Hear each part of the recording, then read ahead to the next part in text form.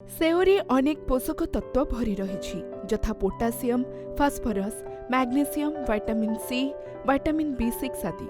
एणु कहुए जदि दिन को गोटे लेखाएं सेओ खाइब तेबे आउ डाक्तरंक आवश्यकता पड़िब नाही। तेबे लोक माने सेओ खाइबा परे किछि एभଳି जिनिस भोजन करिथांती जहा सेओर पोषक तत्व को नष्ट करि दैथाय। सेभଳି गोटे जिनिस हेउछि पानी। सेओ खाइबा परे तुरंत पानी पीले एहार फायदा मिली पारि न थाए। तेबे आसंतु जानिबा सेओ खाइबा परे काहींके पानी पीबा अनुचित। सेओ खाइबा परे जदि जणे व्यक्ति पानी पी थाए तेबे तांको पेटरे पीएच स्तर ह्रास पाई थाए।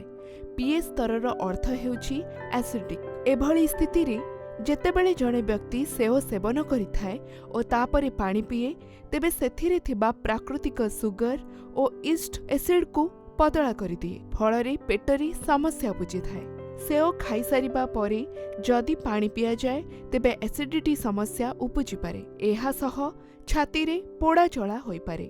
सेओ खाइबार तुरंत परे पानी पीबा द्वारा पाचन क्रिया प्रभावित होइथाए, फଳରେ पेटरे जंत्रणा हेबा सह अपच भଳି समस्या उपजी थाए।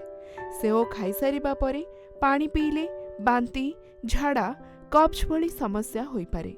सेओ खाईसारी पानी पीले ब्लड सुगर लेवल बढ़ी पारे। एभଳି स्थिति रे मधुमेह रोगी केबे भी सेओ खाईसारी पानी पियंतु नहीं।